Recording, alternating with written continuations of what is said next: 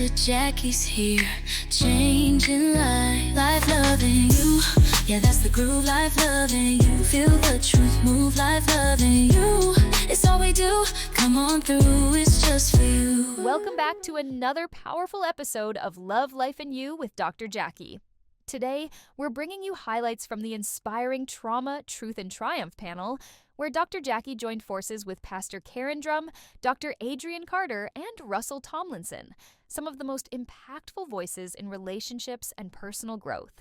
Together, they explore what it means to face trauma, embrace truth, and rise in triumph, especially when it matters most. This conversation is all about healing, purpose, and the strength to win through life's most challenging moments. Let's dive in. Panelists to reflect on your present and past relationships and identify one thing that helped you understand your partner's trauma. And upon identifying the trauma, did the discovery give you a better understanding of yourself and your partner? Think about it right now. Reflect on your present and past relationships. Okay? And Dr. Adrian Carter, I want you to identify one thing that helped you understand your partner's trauma. How's everybody doing? Okay. Identifying traumas. I think watching, as I reflect in the past, how who I'm dating, or at one point when I was married, how they resolve problems, how they address issues when they come up. That's a big sign for me in assessing one's emotional intelligence and their maturity. And so that's been the biggest telling sign for me, because how a person addresses issues is going to let me know how composed they are, how they think, how they problem solve, how they strategize. And when I've seen those types of issues, then it tells me where I need to support, and hopefully the next step is how they respond to my support, right? Further tells me some more information. And then I have to either look at myself to see if my support is the best support based on what I think the support needs to be, or if they just have a problem in managing themselves and how they address issues altogether. That's a very good answer. Dr. Jacquie. Yes, ma'am. The question, reflect on your present and past relationships and identify one thing that's helped you understand your partner's trauma. I just think any time that you're able to look at history, I heard it said that, unless you know where you've been, you can't understand, how to get to where you're going. And I don't know if I really believe that. But in relationships, I have to say that's very true. If you need to build something that's going to last, you have to know where that partner that you're trying to partner with has been. Because it's everything. It's everything to your ability to empathize. It's everything to your ability to understand. So when I understand history, I can even understand why you show up the way you do at a disagreement. I understand why you have certain sticking points. But more than that, it also loosens my heartstrings so that I can have empathy for that and I can be supportive in the right way. So I think history is really a lot. And knowing simple things like what was it like for you growing up? How did y'all express love in your family? Were y'all huggers or simple stuff like that? We don't even have to know the trauma. Just the simple history is enough to really get you pretty far down the road. And then I think, of course, understanding the history, or even trying to figure out how to get someone to unload their history. Because when we're talking about trauma, I think the biggest thing is sometimes it's buried, sometimes it's forgotten, and sometimes people are still so wounded that they don't want to discuss it because it is a layer of, vulnerability. So even knowing how to get someone to share their past with you, I mean the real past. That's right. We're not talking about what you dusted up, edited, and did, put the filter on. We're talking about the real past, how you really felt when they did that to you, and what all did they really do, and did you hear them say?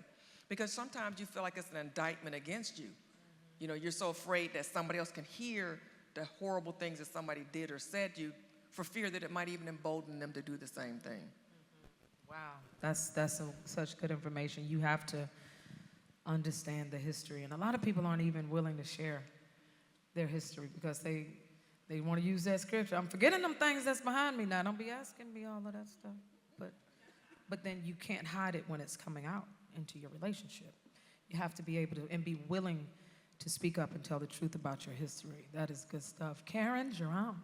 Hello, girl. So I want to ask you something different. I do. How do you cultivate a culture of truth and authenticity in your marriage? I think one of the greatest things is honesty and trust. Being authentic is being comfortable with you. And you as a person. I think we struggle with our own self, loving ourselves, that it's even hard to be authentic with those around us because we want to hide so much. I'm going to make an example I already shared with him today. When I got dressed and got ready, I looked in the mirror and I have one, and you probably didn't even see it, did you? Because, you know, we all get those as we get older. It's a pimple. And you have that, and you go, okay, this is me, so I'm going to be authentic in this, and I'm going to let them love me surpass this. And she just said she didn't even notice it because if you're real with yourself, if you love yourself, if you look in that mirror and say, I want the best for me, that's being authentic. Then you can be in relationships, then you can be with your partner, then you can be with others because you're not afraid to be vulnerable. You're not afraid to share, I was abused, to share that in my childhood, I was molested. I've been wounded in this, and I'm still not healed over it. Being really authentic and saying, but it's okay to be real. And open up your mouth and say, I got an issue, but I need you to love me through it and not be afraid that they won't. And if they don't, that's okay, because God will send you somebody else that does. And what was the second question on authentic and what?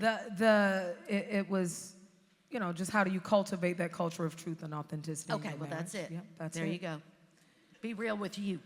And Bishop, can you describe what triumph looks like and feels like Sure, in your well, life and marriage? First of all, let me thank our gracious host, Dr. Jacquie.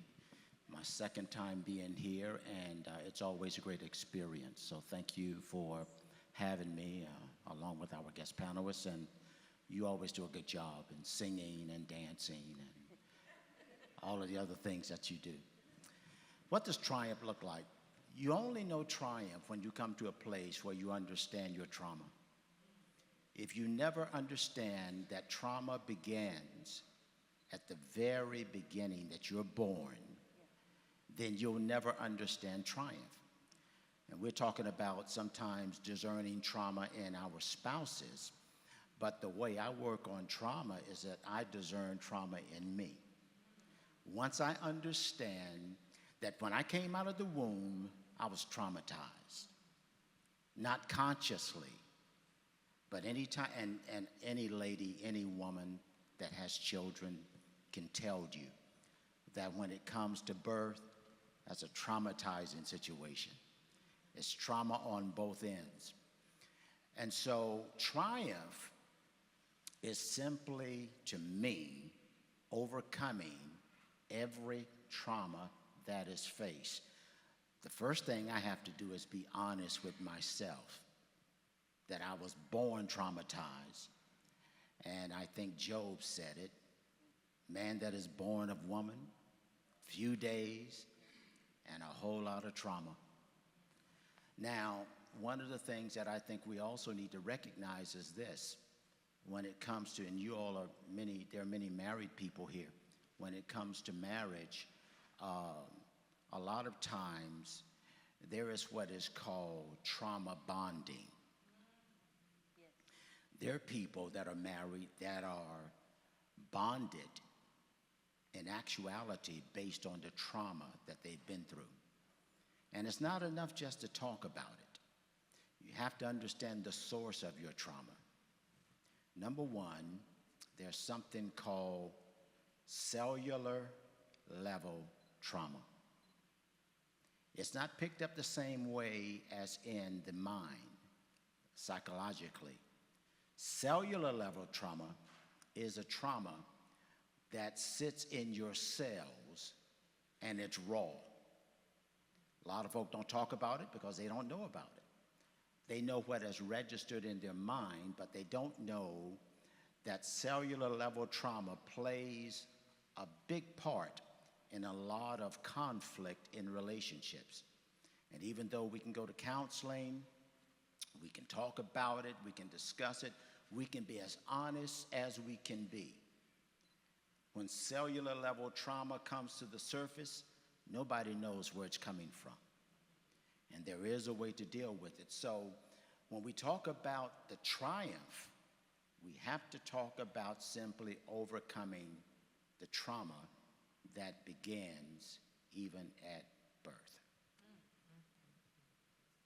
Such good information. We live in such a plastic society right now when people are just so shielded and guarded, and they don't want to tell. They don't even want to be honest with themselves. But they want to be in a relationship because there's an expectation on somebody in a relationship to touch those areas that you haven't even shown them before. This is good stuff. This is good. Dr. Jacquie, how would you define trauma, and what are some ways it can show up in a relationship? So I'll start first by giving a definition. Trauma is a deep woundedness that affects you at such a deep level that it permeates your thoughts, your will, and your emotion. It colors your perspective on how you look at life and relationships. In terms of trauma, the thing about trauma is when it's not dealt with or discussed, what happens is eventually gets to the point where it demands a way out. So you could have swallowed it, you could have buried it, you could have tried to cover it over, but at some point when it gets full grown, it wants to find expression. And it does not care what it has to do, it's going to find a way out. And this is why trauma becomes very destructive, because it shows up in your relationships and it's like a time bomb. It just blows everything to smithereens because it don't care. It just wants out. It wants to find expression. It wants somebody to know that it was there. And so what we see in our relationships is how it's damaging the very fabric of the relationships because it is maladaptive. In other words, it doesn't have manners, it doesn't fight fair, and it really don't care. And so I would say tips would be, you have to be willing to do the work to, first of all, uncover it, identify, to give it voice, to figure out what is it telling you that it needs to have done. Because just like I say, you know, whoever draws first blood has to atone. Trauma needs atonement. And you have to first identify and then let that trauma tell you what does it need to be made whole. Are you hearing what I'm saying? So remember I was talking earlier about how I needed that acknowledgement and that sorry. And I needed to know that it was understood, that this was what caused the pain, and that the person was understanding that they would take responsibility to not make that happen again. So you have to know, what is it that you need for you to move forward through that trauma? But as I mentioned, trauma is like a scar on the skin. It will leave its mark that it was there. The difference is once you do this work, and it involves a lot of talking, it involves a lot of self-introspection, but once you do the work, you'll always remember the trauma. But the difference is this time when you remember, there's no emotion elicited. It's just that you're basically just recalling. Most of those bad things that were traumatic, you can't just recall without feeling the pain as if you're still in the moment. When it's healed, you will know because you can think about it, you can recall every detail, but that stabbing, agonizing pain in the gut part is no longer going to be present. Wow. That's I will also say this, and this is just a caveat, it's a sidebar, right? Because of the response to last year with my trauma treatment booklet, I mentioned last night that I have created a series. It's like an 8-part series. It has the booklet that has simple instructions on how to walk you through, and it has the corresponding videos that takes you through the trauma treatment.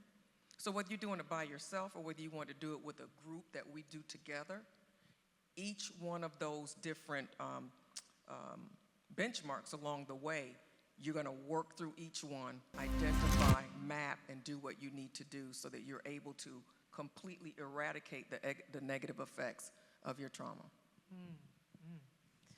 Dr. Adrian, what are some common misconceptions or myths about trauma that can hinder healing and understanding? Common myths. Common misconceptions or myths about trauma that can hinder your healing. I think one of them is thinking you've addressed it when you really haven't.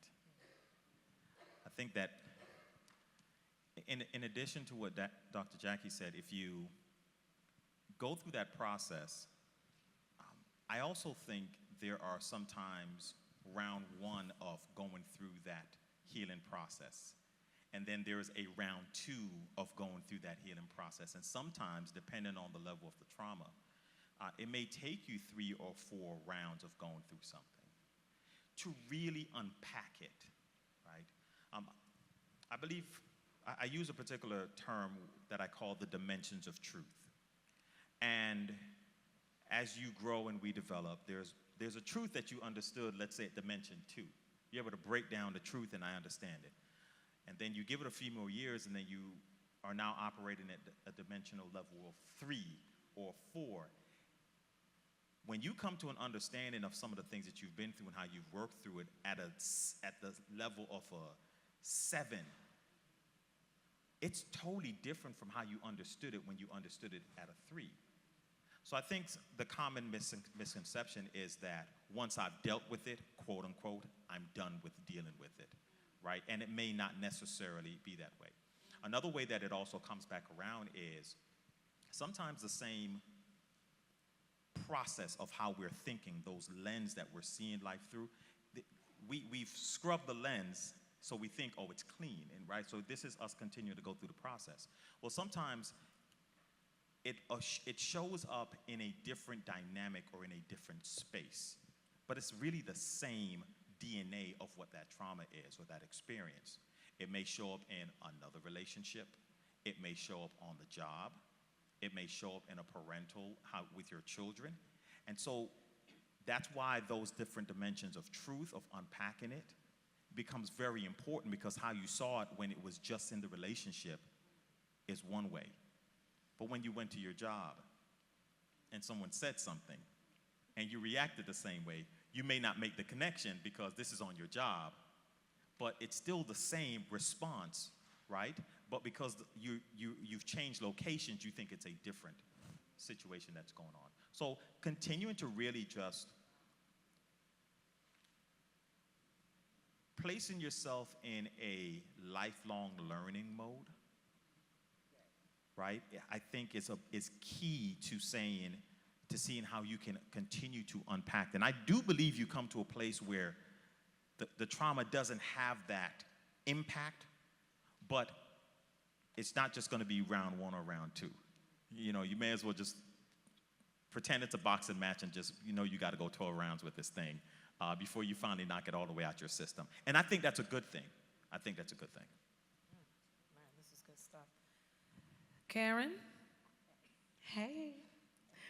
How can couples overcome issues related to intimacy and emotional connection? I'm going to tell you a story.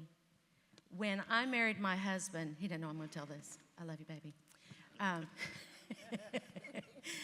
I came from a family, as you spoke this morning, I heard you talk about it, that was very intimate. My mom and dad hugged us. We were lovable in the family. We hugged one another. We had that time together. His family did, but it was different. And so he loved different. He didn't love like me. So I loved by come eat me up, sweep me on your arms. You were like, get off of me. And I'm the other, come on. And he's like, I can't breathe. And it's learning the intimacy of your mate, how they love.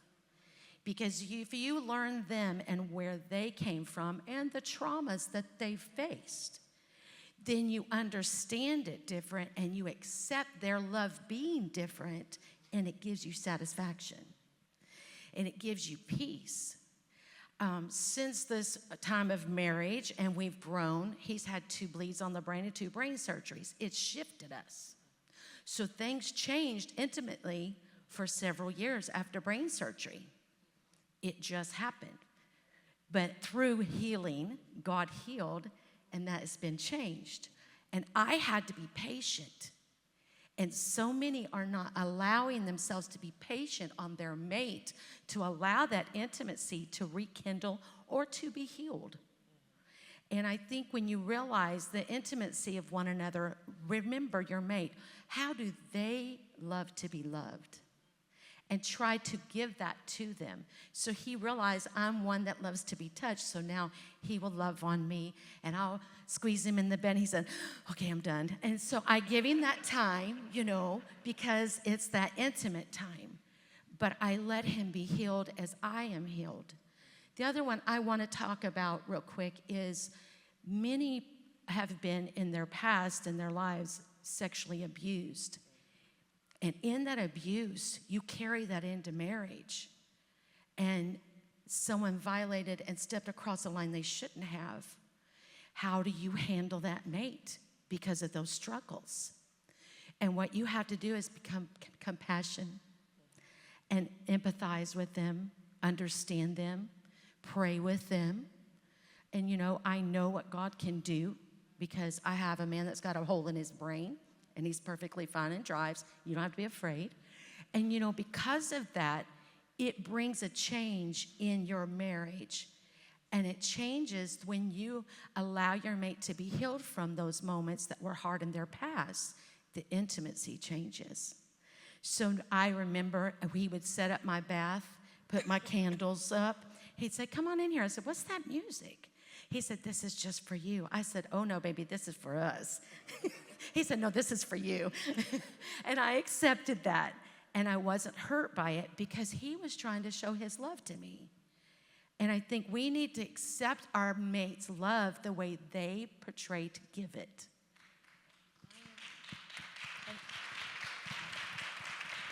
That sounds like love languages. You have to understand your mate's love language.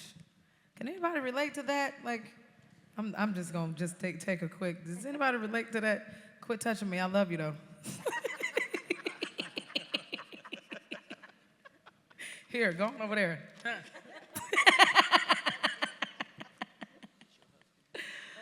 Russell Tomlinson, how does societal and cultural understanding of truth and trauma impact couples' ability to heal together? That's a good question. Truth and trauma. First of all, we've identified trauma, and our host did a great job of that. But how do you identify truth is the thing that is also needed in order to work through these issues. Truth can be identified by 2 things. Number 1, truth never changes. And if you ever hear truth, it'll change you. That's the first thing. Now, in many cases, we put a lid on truth. And I know that we have some church people here. And when you put a lid on truth, it means that you limit your ability to respond to trauma. You can't properly respond to trauma apart from truth. And so that truth that I'm talking about, number 1, it changes me. Number 2, it brings about a stability because it never changes itself, but it'll change me. It brings me into personal stability. my stability will always impact my spouse. Instability also will have a negative impact on my spouse. So the thing that has to happen is truth has to be identified, but the thing that is most important is this: it's your source of truth. I met a guy coming here on the plane, a businessman from Nigeria. He has this product that's a very, very good product. And what the product does, it's like an inhaler, and what it does, it gives you, it expands your capacity to think quicker and so on and so forth. And he talked about his product, and he talked about the business of it. And I asked him one question. I said, so what if someone gets a hold of your product and they're not thinking in proper terms, or they're not thinking truthfully? So what your product could also do is expand a lie. Until we challenge the way we think, and the only way that our challenge could be, our thinking, I should say, could be challenged, is that we begin to understand the dynamics of what truth really is. So my source of truth, for me personally, of course, is the Word of God, the ultimate truth. If that truth is understood and we don't put a lid on it, we allow truth to expand, then we're on our way to triumph when it comes to the traumas that we face in life. And that's just some basic insight on how we can go about overcoming all kinds of issues when it comes to the traumas that we'll face today, tomorrow, and down the road. You've got to be able to know what truth is. Boy, this is good stuff, isn't it? Anybody feeling like you're growing to another level of responsibility in your relationship now? Uncover it, y'all. Uncover it. Dr. Adrian Carter, can there be triumph in a relationship if your partner is unable or unwilling to share the truth about past or present trauma that they may or may not have experienced?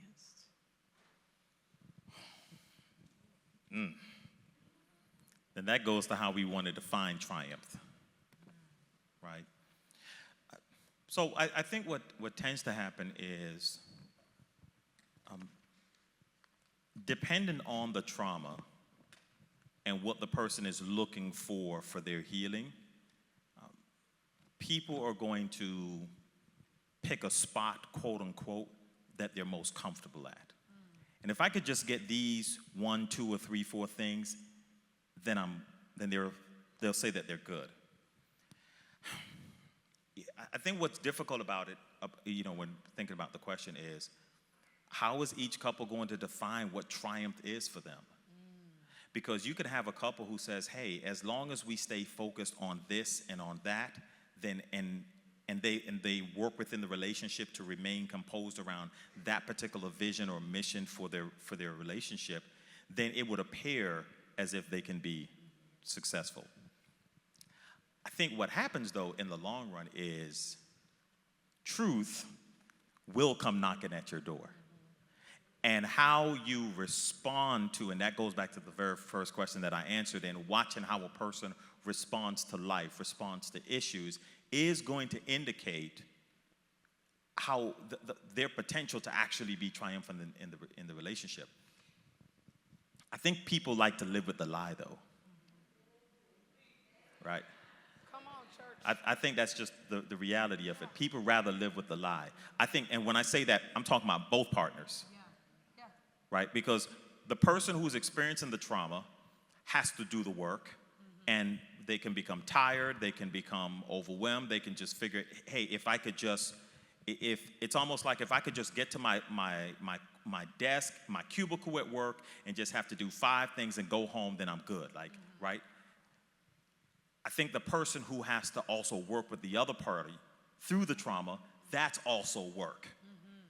And how much of that work do they also want to take on to support the other person is also another level of work. So everybody might just be comfortable with it. Hey, you just do those 5 things. I'll do these 5 things, and let's just pretend everything's all right. So that requires a lot of reflection, introspection, and as the pastor said, everybody doesn't necessarily want the truth. Because wanting the truth may mean you may have to go confront your parents about some things that they've done.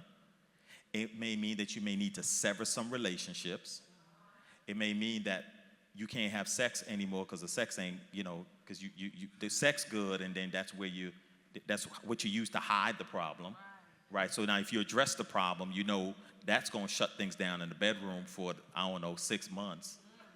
And then you trying to debate, 6 months, maybe we could get through it, right?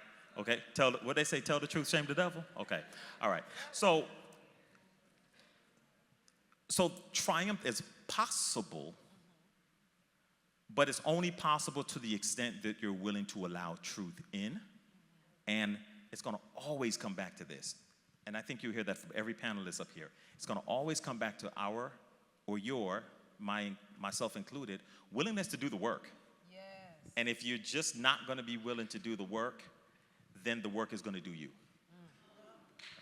The work is going to do you. Dr. Jacquie, how can couples address and overcome trust issues that may arise as a result of trauma? Well, I think that the first thing we need to do is understand what I call it my trust triangle, right? Those are the main 3 things that I need to have in order to feel that I can trust you. Yeah. And I'm just going to tell this little story. I realized from looking at my trauma, I thought that I was done. I'm thinking I'm teaching y'all about the trauma, you understand? Because I felt like I had done all of my work. And what I realized is that I began to recognize the origin of a part of my personality. When I talk about my core self, the things that I value. You know why, for those of you who have heard me, truth is very, very important to me. But what I realize is most people have a very low tolerance for truth. They don't like to hear it, they don't want to see it, and they don't want to be talking to you about it. But I realized that the reason why I have such a need for truth to feel good in relationships is because of a past trauma. So I realized something that traumatic happened to me. It happened to me because my parents took us to visit someone under a lie. They were just going to go visit family, but it was really to drop us off. So when I woke up, Mama and Daddy are gone. And then we were mistreated. We were abused over the duration of that time there. So I don't like hidden things. So now this comes into play if you're in a relationship when you're with someone that's more passive-aggressive. See, a passive-aggressive person is also thoughtful. They're always in their head about what something's gonna do if it's said or if it's revealed. So remember my talk last night. A passive-aggressive person and grappling with truth is gonna be more of a challenge. So just like faith is not even ground, everybody doesn't start on the same place with faith. If you've been abused, you're down here, ground 0, while other people are here. If you've been oppressed, you're starting down here. So similarly, a passive-aggressive person is they believe in, I don't want this to be blanketed, please don't think that but I'm just saying the difference. So like they're more concerned about feelings, so they might say to you, do you like the way I look in this? Oh, yes, you're fine. That looks great. You've looked at everything and everything's in place. Yes, it's perfect. Then you go out and realize that you got some toilet tissue stuck in the back of your pants or whatever, and you go home and you're upset, or your friend or whoever it was you were talking to. And they have to explain to you that they didn't want you to feel bad. So it doesn't really matter when you understand that I don't really care about why you would have done it. It makes me feel bad because you didn't tell me the truth. So then that means I can't trust you in other things. Are you hearing me? So I think that I go back to talking about this issue of understanding the history.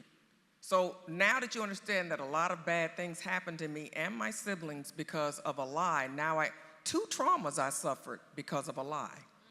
So I didn't see the connection until just recently, like a year or so ago. Oh my God, that's why I always demand truth. Now see, you might not like talking to me though, because I like the truth. I honor it. I think it's amazing. So does it hurt? Yes, the truth hurts. But it's a little sting, and then boy, it just yields such great things for you. Because the truth makes you come face to face with it and decide now what you gonna do. How you like them apples? So, people say, well, I don't like the way that sounds. Well, then change it. Either way, truth gives you an opportunity, right? So if you don't like the way it sounds, I was talking to a client, and she was telling me, I did this, and then I got this person fired, and I did such and such. And I said, so let me just make sure I got it together. So you said that you did this, and I repeated back exactly what she said. And she said to me, she says, no, that's not right. I said, well, what part did I get wrong? Well, you said that I got that person fired. I said, yeah, that's what you said. You said you got the team together, and y'all went and reported this coach, and that the lady lost her job. Yeah, but I don't like the way that sounds. So I told her, I was like, right, that's what happened. So if you don't like it, here's the thing about it. If I don't like the way anything you say about me sounds, I have the power. Remember, you're potent. You're powerful, full of potential, seized and unseen, expressed and unexpressed. You have the ability to change anything that you don't like. Now, I don't know if that even answered the question. I got lost on that part. Reel me back in. May I add something? Yes, please, add something. I love that you said how after doing the work and getting past something, you came back to a point where you were still making connections about where the trauma came from and how it still drives the way that you think, act, and feel. And that's what I was talking about earlier, where I said, it seems like you may have resolved the trauma, but by the time you get to that 8th dimension of truth, it's now beginning to continue to unpack where it came from, what's driving it, how it shows up in other places. So I think that's exactly what I was talking about. I wanted to highlight that so that you see that there is hope and that there is promise, and this is how the work is actually done. You're supposed to do that. But let me add. So what it also did, though, when I made that connection, I no longer need truth at that level. So it gave me the ability to make room for people that weren't comfortable with truth and not disqualify them in the same making. Do you understand? Before, I needed it. If you didn't give it to me, then I was concerned about you. I'd be looking at you like my granddaughter do with that side eye, right? But once I made the connection, I understood that, oh, is it you or is it me? So then I realized it's me. It's unfair. So listen, this is what I teach in terms of communication. It's wrong for anybody to say that their way of communicating is better than somebody else's. Yeah. It's wrong. Right. Just because I'm a direct communicator, I cannot assume that that's the best way. Mm-hmm. Because you might be passive, you can't assume that your way is the best way. What is the best way is what works for us, and that's meeting in the middle. Mm-hmm. That's meaning that they become more direct, I become less direct, because I have to remember the power of being sorry, the power of being wrong is all about me embracing how you feel and understanding my need for the bigger picture, which gives me the ability to be in relationship with you despite our differences and to make concessions in your favor because I care about you more than my perspective. So when I saw that this was about me, and my need to feel safe, and my need to know all of the variables so I don't get afraid, right? Now I can back off and not my need to feel the truth and know the truth at all times, it diminished. Do I still love the truth? Yeah. Are you gonna still get it from me? Yeah. But now I can make those allowances that I found difficult before. That's so good. This is so good. And a lot of times we don't know just how to talk to each other on a level that we can feel safe, to be comfortable, because sometimes stress is involved. Anybody got stress and anxiety and all this stuff is involved, and I just don't feel like dealing with all of this stuff. And this is actually sometimes what drives the relationship. So, Russell Tomlinson, I want to ask you this one. What are some effective ways for couples to manage stress and external pressures that may impact their relationship? Okay. When we talk about stress, there's a biological component to it. And of course, there is this hormone that is released, adrenaline. And anytime you find somebody constantly having to deal with the release of adrenaline, they're always going to be on edge. So when we talk about the stress issue, we're talking about something that is fight or flight, something that makes the heart palpitate, something that causes you to be in anxiety. And all of these things go on a regular basis when you have somebody that's dealing with the issue of stress. Now, everybody has stress at a certain level, but it seems to have a very devastating impact when it comes to relating to people. Because when you keep a high adrenaline level, you respond to everybody based on how you feel.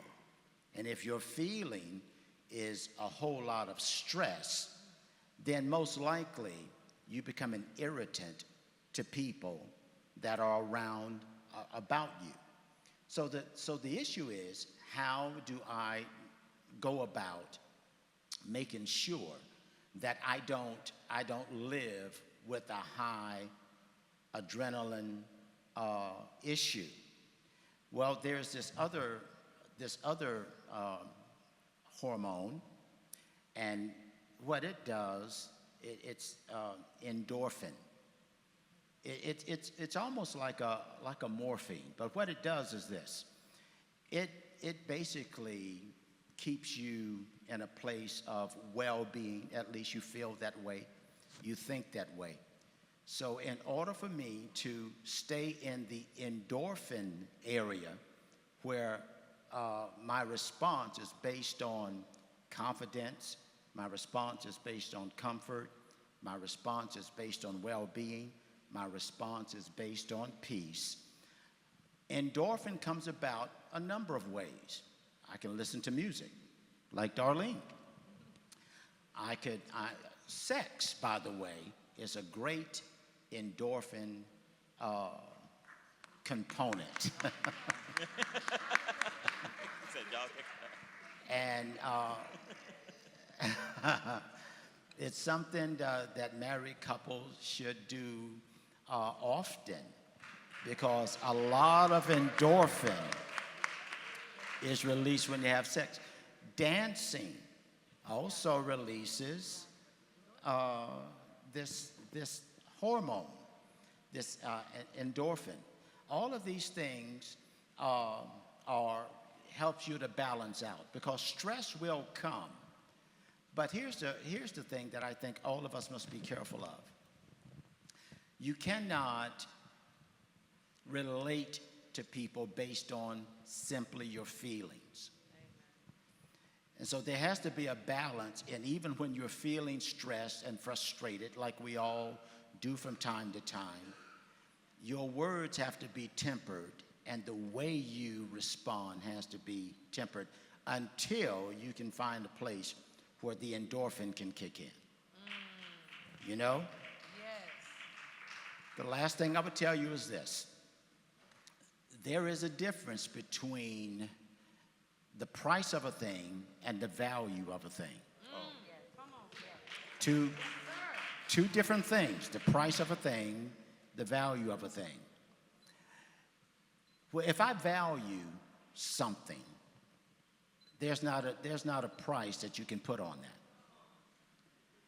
On the other hand, if your spouse is valued by you, no amount of money could replace that spouse.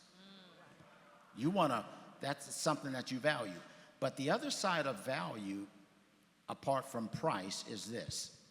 It's how you treat it. You're really not valuing a person if the treatment is not there. If you say, oh, I love my spouse, I wouldn't give there's not enough money that I wouldn't give them away for nothing. But if the treatment, the actual relationship and the person being treated in a valuable way, then you have an idea of value, but it's not realistic as far as your experience is concerned. So we have to learn how to basically treat our spouses, because every time I leave the house, every time my wife leaves and we come back with a different experience. And regardless of the frustration that I may find out there and somebody treated me wrong, just had a situation. I went to I get chiropractic care all the time. It's a health protocol. And I had to change chiropractors because this doctor, I won't name his name, he's such a crybaby. He moans, he groans, he complains. And I come to the chiropractor, you put the heat on me, leave me in there for 20 minutes, and don't talk to me. Yeah, that's right. But this guy cries about his partner, who is also my doctor, but she wasn't there, so he had to cover for me. And then I walked in, I saw him, I said, oh my God, no. And then, where is Doctor? I'm asking for his partner. Well, she broke her arm. I said, well, at that point, I'd already been checking another chiropractor out, and I'm going there. But it's just the way he talks about it. He talks about his care, but the treatment is not there.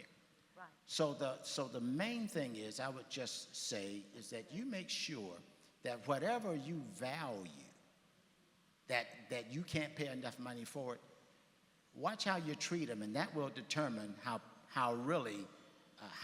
high the price is. That's good. My God. Selah. That is good. That is good. Karen, describe a time when your spiritual beliefs helped or did not help when dealing with your partner's trauma. Because we can't Holy Ghost everything, huh? When I tell you you can't it out, Yep. baby. I'm sorry, go ahead. You're right. I remember a time where we really struggled in learning each other. And being who I am, some of you know me and some of you don't, being in ministry all my life and my parents as well, I turned to God. I went to prayer. God, you changed this. You know you can do this. Like I did this morning prayer. Some of y'all heard me pray, and I was just praying, get off of him. He's demon-possessed, you know. Yeah, I'm talking about you. You can do something different, God. Not one thing changed. Not one thing. Until I finally realized, I gotta fix me. And when I realized, if I fix me, it changes him. Because I change. And I realized at that moment, our problems with friendships, marriage, even relationships, trying to date, we look out at the person, but we never look in. And so, just change me. And through walk of process, he does change me. And it can be hard, because I even had some friendships that went really horrible, that treated me like I almost had felt spiritually raped. And it was horrible. And at that time, I thought, what do I do with this? I trusted them. I believed that they would always keep me covered, and they unveiled me. And it was horrible. And I had to, at that time, went to the Word, and it says to pray for your enemies. And I thought, this is nuts. Who's going to pray for anybody that that did them wrong, you know. And he said, just bless them. I said, this is stupid, God. Why would I bless somebody that did me wrong, violated me, and you know it? And I finally got down and I said, okay, I just bless them. I bless their kids, I bless their grandkids, I bless their house, I bless their car, I bless everything I could think of. Bless their hair, bless their feet, I bless them, until I really meant it. And after I meant it, I got up off that floor. You don't have to do it on the floor, but that's where I was. And when I got up, I was delivered. So it worked at that time. When it didn't work with us is because I changed me. I want to tell another story. I was trying to show him a way I thought things should go because I could see this direction. But if you'll just do it like this, I'm not doing it. But no, you don't understand. I'm going in the back door because I know I could just let him see what I'm trying to see. He'll hear me. And if you'll just see this. And all of a sudden, the Lord spoke to me. And he said, what are you doing being a Jezebel? I shut my mouth.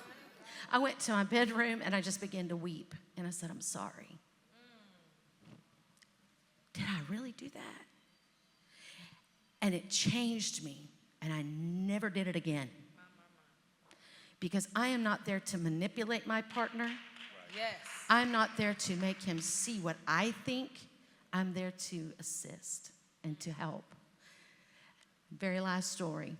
I was so mad at him. This is another time the word didn't work. I went into the closet and I got his most favorite, sorry honey, I love you. I went and got his most favorite leather coat. And I said, I've had my fill. I'm just telling the truth. I'm being very vulnerable. This is how you should be with your mate, okay? So I took that leather coat. Since brain surgery, he doesn't remember this. Thank you, Jesus. And I took that leather coat and I threw it in the trash. I set it at the street and waited for the trash truck. Here it come. And I felt validated, but I was young and I learned that is not how it works. Right. So I had to change me. And I changed me because he changed me. I had to change. I had to look at things different. And now, of course, it's not like that now, is it, baby? No. So, but we have those times of running to God and think he's going to just do this miraculous miracle because the Bible says, and it doesn't always work like that. Prayer does work and it does change, but it's supposed to change us. So it changes the circumstance. I hope I answered your question. You did. Okay. You did. This is great. I actually am about to come to the audience and let you all get ready to ask your questions and make your comments.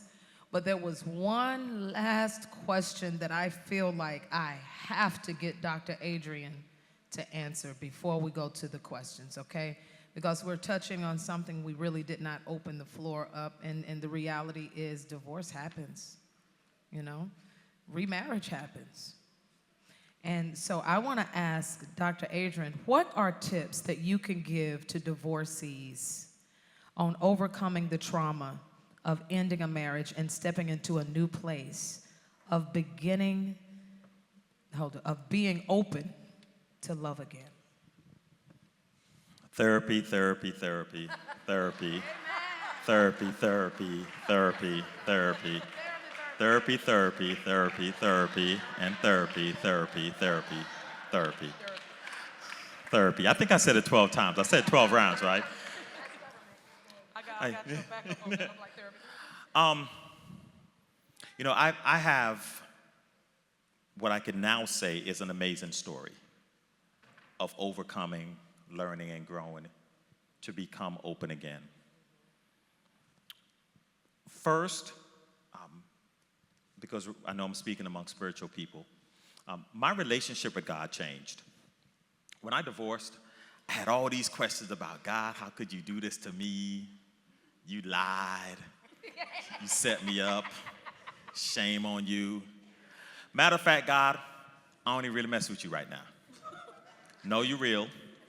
You worked in my life for my whole life, so I know who you are, but clearly, I don't really insert F word with you. So, I mean, we could keep it real, right? I mean, okay.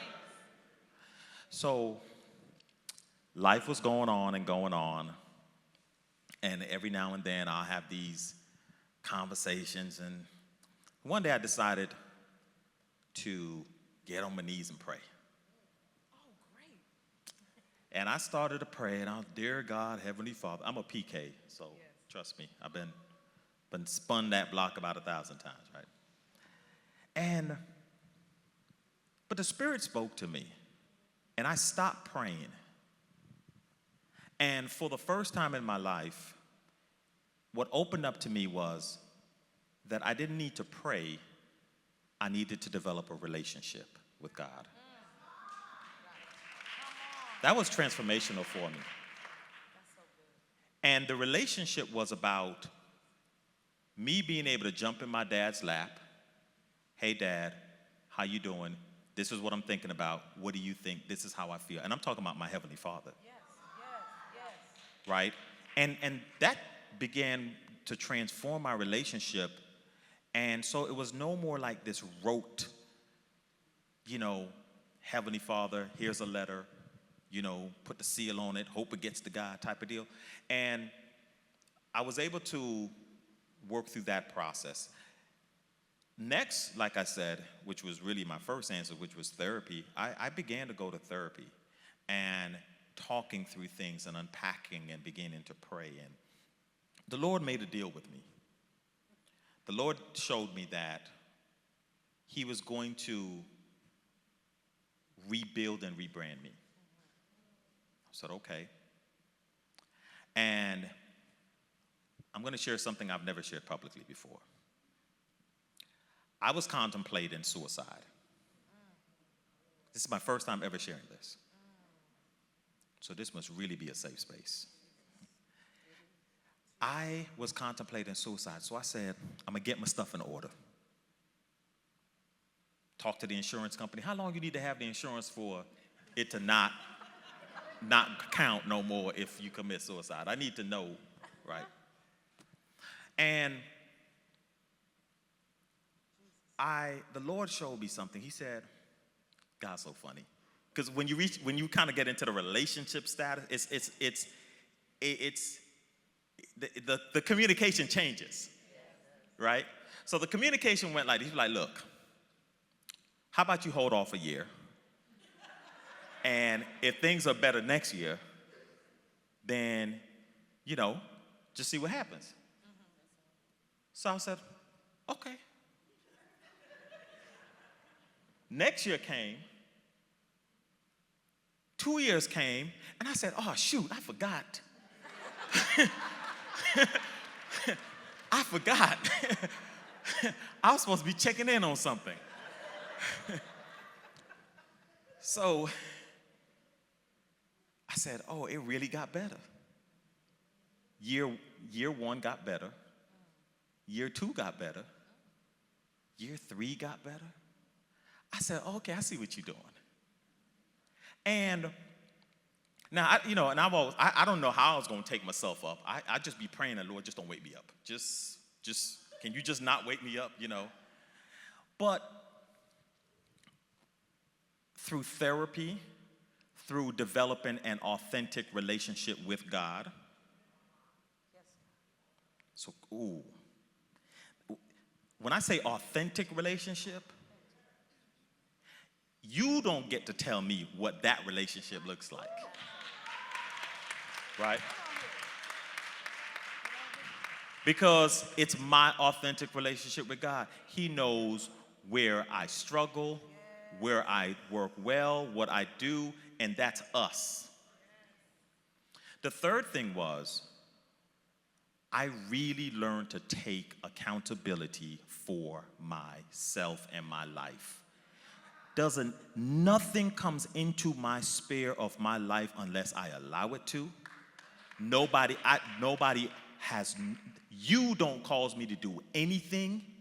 When I say I take 100% accountability for myself, 100%.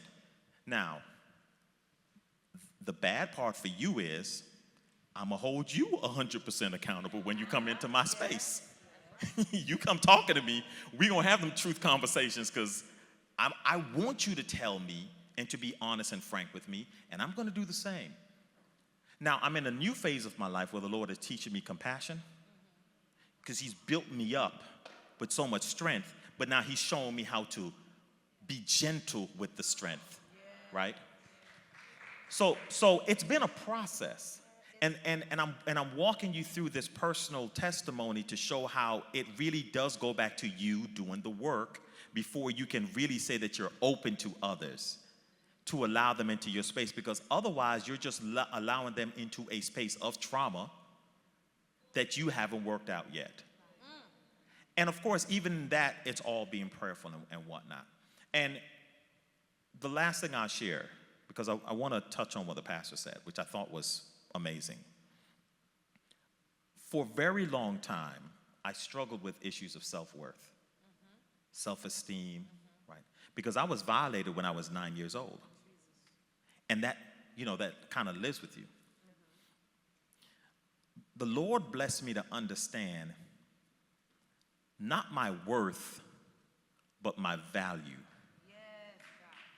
Because your worth can change. That's your price. But when you understand your value, right, that's been transformational for me. So we overcome by way of our testimonies, right? The places and spaces that are assigned for you to go. So if I can't be here if I wasn't here 7, 8, 9 years ago, right? So those things have been very important for me. So it wasn't just about the divorce from my wife at the time in the flesh, in the physical. It was about the divorcing of the unauthenticity of myself. It was about divorcing the areas in my life in which I was living a lie. It was divorcing not showing up how I should. It was divorcing unaccountability. You see, so it still comes back to that individual process for the person. And those are the things that has opened me up to be a lot more open to what my life partner looks like, how I pray for that, and most importantly, how I look for alignment within that space, right? So that I know how to properly place people in their position in my life, which is what we were talking about during lunch, right? So that's been my journey, my process in learning how to be open to date again, to love again, and to grow in the kingdom of God with that person that God has for me. So but did God send you your mate yet? Are you still single, or what's going on with this now? I'm still single. Girl, Don't do it. I'm just messing with you, bro. I'm just messing with you, bro. No, I love the fact that you're so transparent with that. I have to say that I could relate. I was married for 17 years and raised my kids and everything, and then got divorced. And like you, I got real mad at God because I'm like, I'm a single mother. Who wanted to do that?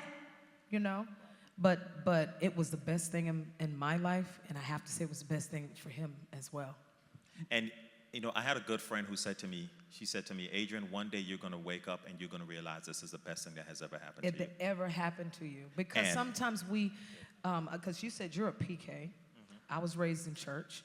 What they tell you to do is, it's better to marry than to burn. Hurry up and get married and have some kids. Don't y'all be off doing all of this kissing, and then you ain't going to marry him. And then you're getting all shacked up and stuff. Marry him. You get married. And you don't even know who you are. Right. And I'm not ashamed to say that I was 40 years old when I really found out who I was. Because for all of those years, I was their mama, their praise and worship leader, their joy pill on the radio, and his wife. Right. And I was never Darlene. Oh, but one day, Amen. I got to find out who I actually am, and all of my gifts started to wake up in me. And when I tell you I'm a whole nother chick now, oh, honey, yes, sir, God. He had to send me my mate 10 years later. Yeah, I'm old, baby. But anyway, calculate. No, but really, I got married at 50 years old, and the Lord sent me my mate, and then he sent me a man that didn't believe in him. But baby, now, God had healed me to be powerful enough to be the one to bring him into the kingdom. But that's a whole nother story for another day. This is y'all's turn to ask some questions. One question. Come after all of that. One question. Here she is in the back.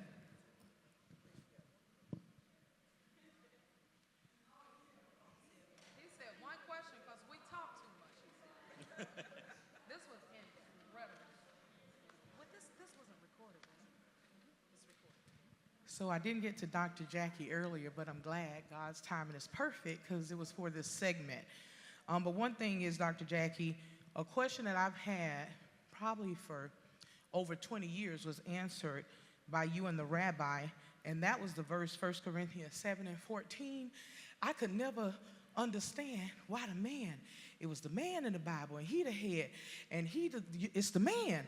But then all of a sudden we get to 1 Corinthians 7:14, and he's saved through the saved wife. I was really lost on that verse for a very long time, but I think the rabbi answered that question. Amen? And the other thing is, what happens, or what is your advice? This question is for Dr. Jacquie. When you're in a marriage and you're able to recognize that some of the problems that are within the marriage are from that person's past upbringing, trauma, but they're not able to recognize that. What would be your advice for that? See, I think it's a great question. So I want to point out what I heard you say. I didn't hear you say that they're not willing to do the work. You're just saying that they didn't recognize that there's a correlation. And sometimes that's why I do what I teach everybody else to do, which is you should have someone that you see. But not only should you have someone that you see, you have to have the right person that you see. So, you tune up your car every year, you get that physical every year. You should tune up your relationship as well. But you have to get the right person. And so what I really do like to see is that couples see someone that is therapeutic. That means that they're not just there listening, saying, how does it make you feel, and just listening to you, but they weigh in to say that really that's an unrealistic thought that you have there. So let's unpack that. Or they're able to say, like, you're wrong. That's really not the right way that you should have dealt with that. Because so many therapists, me and my husband have trouble finding somebody because a lot of people they just clock in, because it is hard work. So in my practice, I limit the number of people that I take because if you're really invested like I am, I'm not doing this for money. You heard? I'm doing it because I want to see people's lives improve. So for me, it's more than a gig. I'm just going to collect some money. As a matter of fact, I was talking to some young lady today who said, Dr. Jacquie, thank you so much for letting me come. I saw you. We're doing so good now. She said after that one visit, I was like, I got to stop giving so much. Because I'm about to start packaging a little dose so that y'all can come back for a second and for a third and for a fourth. Because the way that I do it now, I just give you everything I got, and then you go on about your business. But you're healed, so that's all that matters. So what I would say is that you and your husband need to see someone that's able to speak his language and help him to draw the correlations. He needs somebody that's going to probably be, because what it means to me, if you're saying he has not seen it, it means that he's not understanding your language. Sometimes it could also be a defense mechanism. He don't want you telling him nothing. It could also be number 3. He's not ready to deal with that now, so he's still in denial and avoidance. I don't know which of the 3 that it is, but you need someone that's a trained expert that can help that when he starts to manifest, they're able to get him and to redirect that energy so that he understands what's before him and what it is that they're asking him to do. I noticed even with my own husband, because I definitely believe that you should see somebody at least annually. That way, I don't carry over. This is not accounting. We're not going to carry over stuff from column to next year. No, we're going to reconcile it all in that same year and close that year out. So I noticed that we'll be talking about something together, but then as soon as we get with the therapist, it's like he becomes a man of many words. And now he's explaining, using all these, and I'm like, who is this masked man? You know, where did he come from? But that third person, when you get the right person, so I'm saying that to say, don't be afraid if it doesn't work out that well. Don't say, I tried and it didn't work. No, go get another therapist till you find one that fits with you. Right. Hey, Dr. Jacquie here. I'm your how-to lady. How to do life, how to do love, and how to do you, boo. So click, like, and subscribe. Stay tuned for more to come.